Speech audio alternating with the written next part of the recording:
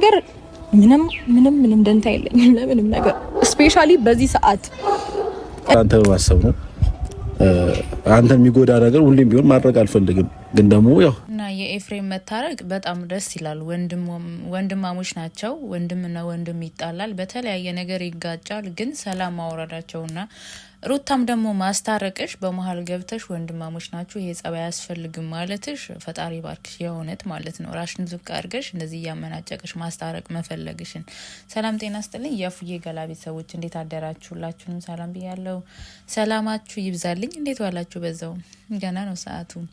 ተጠፋፍተናል። በነገራችን ላይ እኔ በአብርሽና ሩታ መስራት አቆምኩኝ ነው ረጅም ጊዜ ማለት ሁሌም ዘሴም ታይም ተመሳሳይ አይዲያ ስለሆነ ሰራውባቸው አልሰራውባቸው ምንም እንትን ያደርግም በሚለው ነው።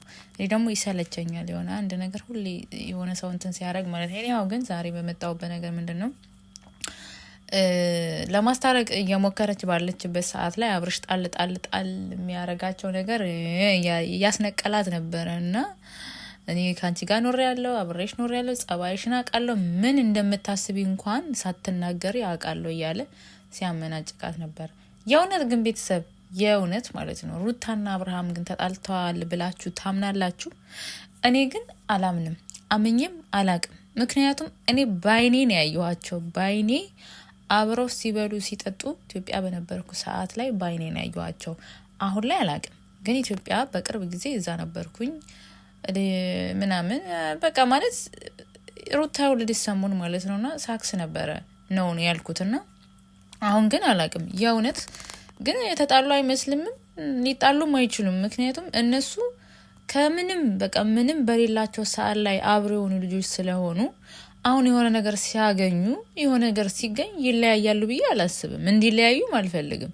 ምክንያቱም እነሱ በጣም ከቤተሰብ ጀምሮ እስከ ሚዲያ ከሚዲያ እስከ ሰፈር ሰው ድረስ ተሰድበዋል፣ ተነቅፈዋል፣ በጣም ብዙ ባለጌዎች ተብለዋል። ግን እነዛን ነገሮች ሳይታግታቸው ነው እነሱ ወደ ሚዲያው ሰብረው የወጡት።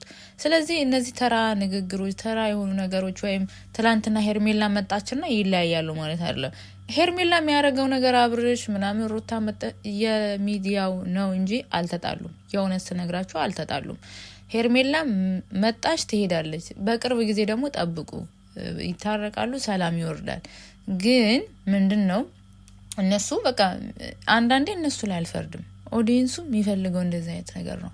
ተመልካች አሁን ለምሳሌ አብርሃምና ሩታ ታርቀው ተመሳሳይ ቪዲዮ ቢሰሩ አይታይላቸውም፣ እርዳታ ላይ ቢገቡ አይታይላቸውም። ስለዚህ ያላቸው አማራጭ እነዚህ ልጆች ደግሞ ከዩቲዩብ ውጭ ሌላ ስራ አይሰሩም። ልጆቹ ቀን በቀን እኮ ቪዲዮ የሚፖስቱት ወደው እኮ አይደለም። እንግዲህ እናንተ አስቡት እንኳን ቀን በቀን በ3 ቀን በ4 ቀን አንዴ ለምትፖስቱት ቪዲዮ አይዲያ ከሌላችሁ አይዲያን ክሬት ማድረግ ካልቻላችሁ በጣም ከባድ ነው።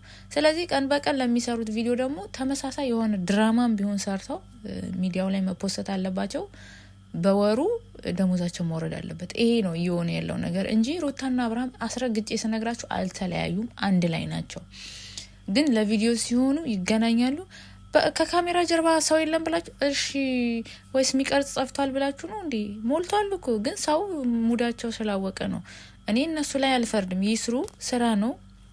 ግን በጥሩም ነገር ቢመጡ በተለያየም ነገር ቢመጡ ስለማይታይላቸው እነዚህ ደግሞ ስራ አድርገው የያዙት አሁን የልጆች አባትና እናት ናቸው። ስለዚህ ልጃቸውን ማሳደግ አለባቸው። ዩቲዩብ ካልሰሩ ምን ሊሰሩ ነው? ግን ቋሚ የሆነ ነገር ሲያስተካክሉና ሲጨርሱ በእርግጠኝነት ወደ ራሳቸው ይመለሳሉ ብዬ አስባለሁ።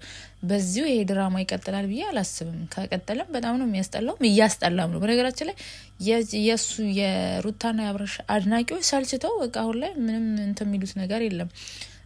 በፊት በጣም ለነሱ የሚሟገቱ እስከ መሰደብ የደረሱ ልጆች አሉ። እኔ እስከማውቃቸው ብዙ ነገር ተባሉ። ግን አሁን ላይ የሉም፣ ትተዋል።